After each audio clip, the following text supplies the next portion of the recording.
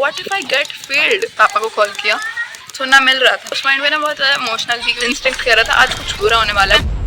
तो guys welcome back to my channel, this is Anubhuti Mishra and for my introduction मैं आपसे बताना चाहूँगी कि मैंने 12th इस साल ही पास करी है and this video is all about how much chaotic my result went.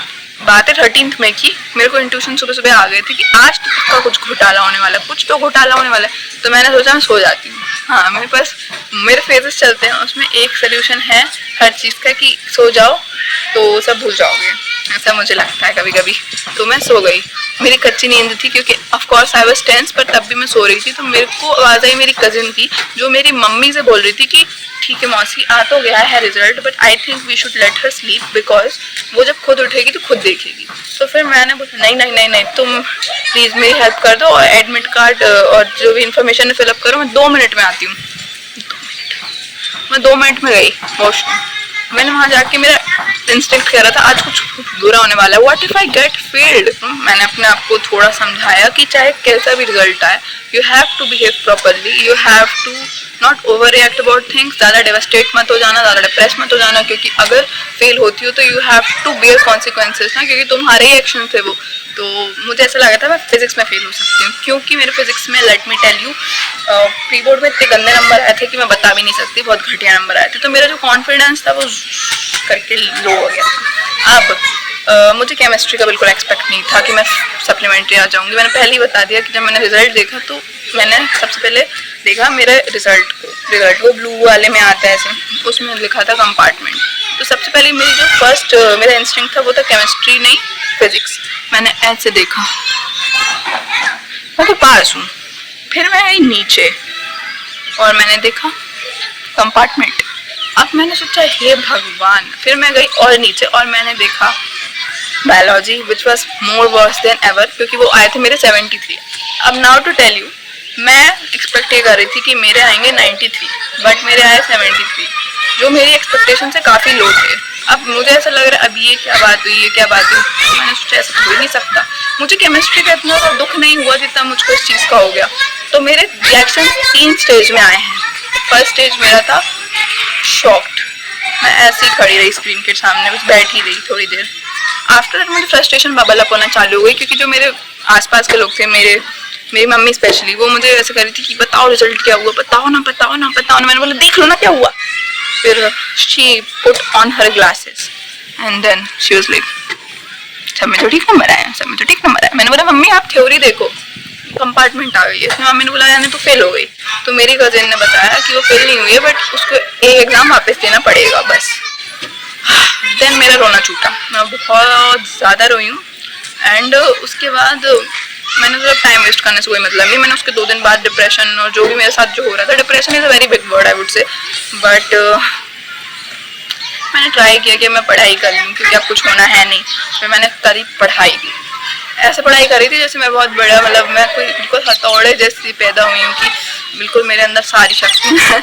और तो अंदर ही अंदर मेरे को ना बहुत किस हट हो रही थी, यार क्या हो रहा है मेरे साथ, ऐसा क्यों होता है। मैंने इतना पढ़ा था, but of course at that point of time आप किसी को भी समझा लो, कोई समझता नहीं। ऑल तो there were people who were understanding me, but जिनको मैं समझाना चाहती थी वो नहीं समझ पा रहे थे। तो फिर मैंने यही सोचा कि मुझे किसको समझाना भी नहीं, क्योंकि मैंने सच में पढ़ाई करी है। तो ठीक है, मूविंग फॉरवर्ड, मुझे पता चला कि रीचेकिंग और फोटोकॉपी के लिए ऑप्शन आने लगे हैं। तो सबसे पहले स्टेप्स थे, फिर मैंने वो गाइडलाइन पढ़ी, उसके बाद सोचा मुझे फोटोकॉपी तो मंगवानी पड़ेगी। तो सीबीएसई की जो बहुत अच्छी, बहुत वेल डेवलप्ड साइट थी, वो बार बार क्रैश मार रही थी। मैं बोल रही थी क्या हो रहा है। फिर मैंने एक दिन 11 बजे या 12 बजे अपनी साइट खोली सीबीएसई की, और फिर मैंने अपना सब रजिस्ट्रेशन किया जो भी था। मैंने अपना लॉगिन मारा, उसके बाद अपने सब्जेक्ट चूज करने चाहे ना। मैंने सबसे पहले केमिस्ट्री चूज किया, ऑफ कोर्स इंस्टिंक्ट। फिर मैंने सोचा अब मैं बायोलॉजी भी चेक करूंगी, क्योंकि मुझे ऐसा लगता है मेरी बायोलॉजी की कॉपी में कुछ तो प्रॉब्लम हुई है, कुछ तो मेरे मार्क्स कटे हैं फालतू में। मेरे बायोलॉजी का ऑप्शन ही नहीं हो रहा था। मैंने लाइक केमिस्ट्री का सीधे एरो दबा दी थी, वो फॉरवर्ड वाली। तो वो मैंने सोचा 1 मिनट, अभी बायोलॉजी तो मैंने चूज ही नहीं किया। मैंने पीछे किया, बायोलॉजी चूज नहीं हो रहा है।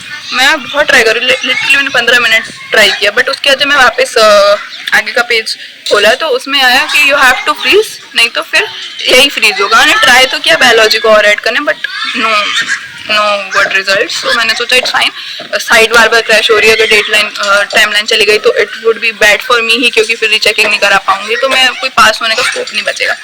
मैंने फ्रीज कर दिया। आफ्टर दैट मैंने पेमेंट करी और उसके काफ़ी तो नहीं, बट हाँ थोड़ा टाइम बाद मुझे रिजल्ट आया, सॉरी मेरी फोटो कॉपी आई। मैंने जब उसको फर्स्ट टाइम देखा था बस लाइक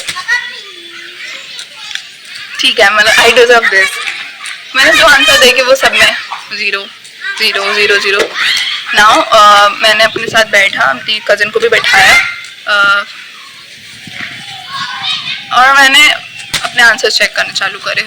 मैंने अपने दोस्त से आंसर किया और क्वेश्चन पेपर मंगाया जो मेरा सेट था वो, क्योंकि मैं आउट ऑफ स्टेशन थी तो मेरे पास नहीं था वो क्वेश्चन पेपर मेरा था।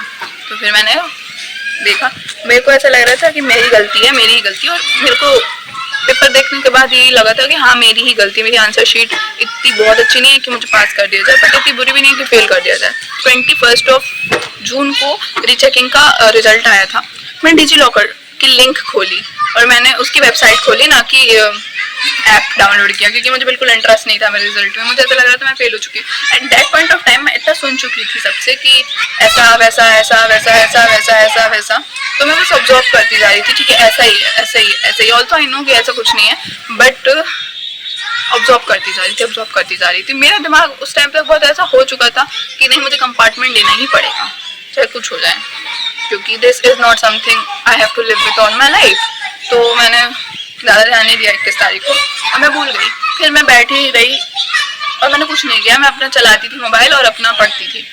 23 जून को मैं मेरे फ्रेंड्स के साथ बैठी थी, उनके ही घर पे और ना कि मेरे घर पे। मतलब मैं बोर हो रही थी उस पॉइंट पे, तो मैंने क्या करूँ ऐसा नया जिससे मुझे डोपामीन मिले। तो फिर मैंने सोचा खतरों के खिलाड़ी बनते, वैसे भी रिजल्ट में कंपार्टमेंट ही आना है, पढ़ता हम रही हैं। तो फिर डिजी लॉकर डाउनलोड किया, मैंने उसमें सारी इन्फॉर्मेशन फिल करी। वो मेरे मुंह जुबानी याद हो गई थी, मुझको हर चीज़ याद हो गई थी, मेरा आधार नंबर, मेरा आईडी नंबर, मेरा यूज़र नेम, मुझे सब याद हो गया। जब खोला तो मुझे बिल्कुल ऐसा था कि कुछ नहीं होना। मैंने अपना फ़ोन देखा, अब मैं फ़ोन देख रही हूँ। सबसे पहले रिजल्ट में मैंने अपने देखा कंपार्टमेंट से पास हो गया।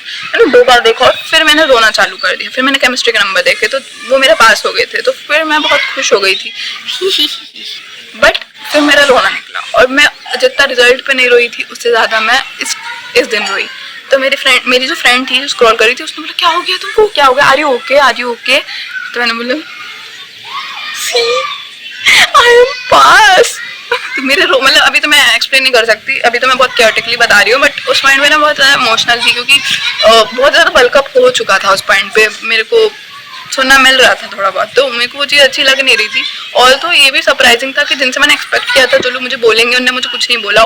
इवन उन्होंने मुझे चीयर अप ही किया था उस पॉइंट पे। देन मेरी जो फ्रेंड थी वो इतनी खुश हुई, we hugged each other, and then वो नीचे गई। उसने मेरी दूसरी फ्रेंड जो नीचे थी उसको बताई। मेरी फ्रेंड अपना काम धंधा छोड़ के आई और मेरे पर जैसे मुझे हक करी और फिर she was crying at that point. तो मेरा रोना रुक गया उसको देख के कि तो क्या। मैंने मेरे पापा को कॉल किया, मेरी दोस्त मेरी मम्मी को बताने गई थी, एंड मेरी एक दोस्त पूरे मोहल्ले को बता रही थी। एंड जो लोगों का रिजल्ट अच्छा आया है कॉन्गो टू देम, एंड जिनका थोड़ा उनके एक्सपेक्टेशन से लो आया है या फिर वो पास नहीं हो पाए हैं, मैं उनकी चीज़ बोलूँगी कि this marksheet is not something which shows how much good or bad you are. Actually the people around you make you feel how much worthy or unworthy you are.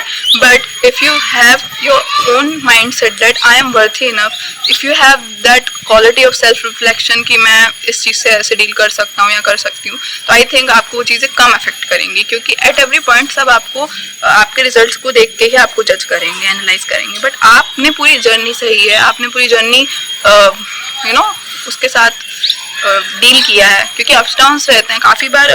Result का एक ही मुद्दा नहीं रहता, रिजल्ट का एक वो की नहीं रहता कि बस हर रोज़ पढ़ लो।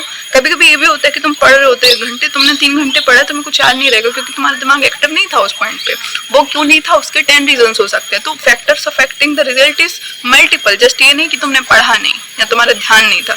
हो सकता है at some point of time उस प्रिपरेशन के दौरान आप परेशान थे, हो सकता है आप किसी चीज़ से डील कर रहे थे, हो सकता है आप अपने पर्सनल रिलेशन से डील कर रहे थे, हो सकता है मेंटल हेल्थ खराब हो गई हो सकता है बहुत सारी चीज़ हो सकती हैं. तो आई थिंक कि it's on you that how you see things.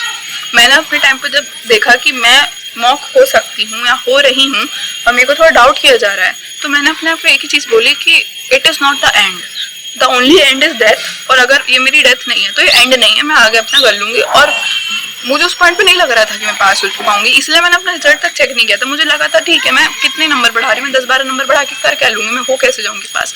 But it was something which told a lot of things to me. This lesson was very powerful to me.